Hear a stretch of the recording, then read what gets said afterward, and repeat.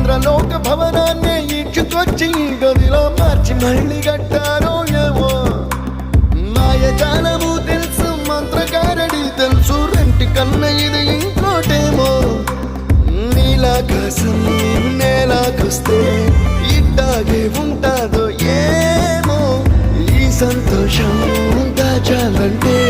హృదయాలు ఓ వంద కావాలేమో ఇంతందంగా ఉంటుందా ఈ లోకం ఇన్నాళ్ళు ఈ మనసుకి తెలియాలేదే పాపం